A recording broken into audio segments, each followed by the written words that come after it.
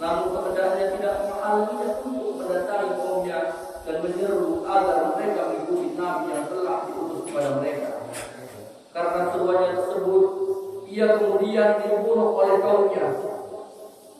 Orang yang bertujuan baik untuk mengingatkan manusia untuk menapaki jalan para rasul mungkin tidak menduga akan mendapat akhir seperti ini.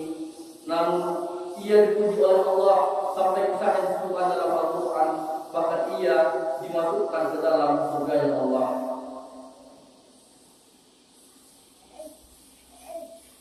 Kila tadkhulil jannah qala ya laita qaumi ya'lamun.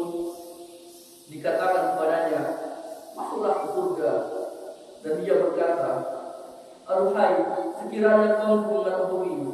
Quran surah Yasin ayat 26. Sebuah dakwah hak yang menjadikannya sebagai hamba yang diampuni dan dimuliakan oleh Allah hingga masuk dalam surga.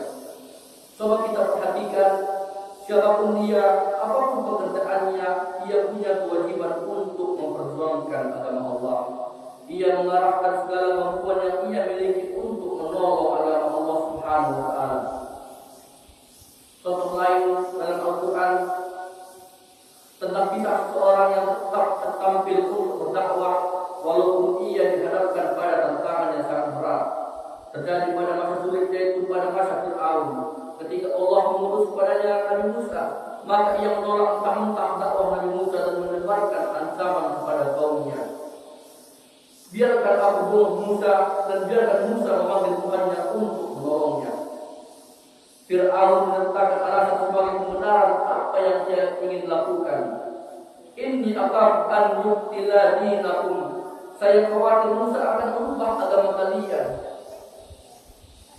Kenyataannya, fenomena yang terjadi pada hari ini tidak berbeda dengan saat itu. Walaupun saat ini para pelakunya ada dari kalangan umat Islam itu sendiri, ada juga di luar umat Islam. Ketika dapat seseorang menyerukan kepada umat meninggalkan kesyirikan, melarang mereka menyebutkan Allah dan meninggalkan praktek-praktek bid'ah, menuju kepada cahaya tauhid dan sunnah Rasulullah Sallallahu Alaihi Wasallam. Maka ia mengatakan, hati-hati, orang itu dapat untuk merubah apa yang biasanya kita lakukan. Kalau orang mengajak kepada akhlak yang mulia, dianggap sebagai orang yang sok suci. Kalau orang mengajak kepada tauhid, dianggap akan mencampur umat. Kalau mengajak kepada sunnah Rasulullah, dianggap orang yang berbahaya. Tuduhan yang macam-macam diarahkan kepada orang yang mengajak ke dalam Allah.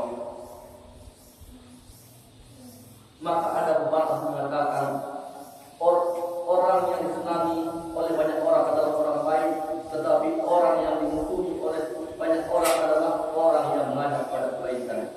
Maka itu terjadi di zaman sekarang ini. Maka dalam keadaan yang seperti itu, muncul seseorang yang juga tidak disebutkan namanya, namun Allah Ta'ala mengabadikan kisahnya dalam Al-Quran. Wa qala rajulun mu'minun min ali fir'auna yaqtumu imanahu ataquluna rajulan ay yaqula rabbiyallahu wa qad ja'akum bil bayyinati min rabbikum wa iyyakum kadhiban fa'alayhi kadhibuh wa iyyakum sadiqan yusibkum ba'dul ladzi ja'idukum innallaha la yahdi man huwa musrifun kadzdzab. Seorang laki-laki mukmin dari keluarga Fir'aun yang menyembunyikan imannya berkata, apakah kamu akan membunuh seseorang karena dia berkata, Tuhanku adalah Allah, padahal sungguh dia telah datang kepadamu dengan membawa bukti-bukti yang nyata dari Tuhanmu. Jika dia seseorang pendusta, dialah yang akan menanggung dosa dustanya itu. Dan jika dia seorang yang benar, niscaya sebagian bencana yang diancamkan kepadamu akan menimpamu.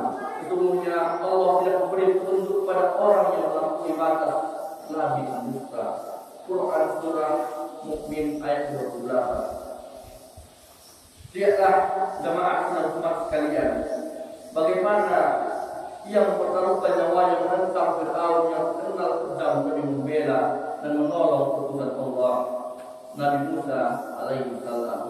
Dan berdasarkan riwayat, Fir'aun lebih mendengar perkataan bagian dari keluarganya ini sempat melakukan upaya membunuh Nabi Musa alaihi salam. Jemaah sudah rahimahullah, semoga kita dapat memetik pentingnya dakwah kita ini untuk di kemudian hari. Maka hari ini kita berada di kalangan minoritas, maka janganlah karena kita berada di kalangan minoritas ini menurunkan semangat kita untuk berdakwah.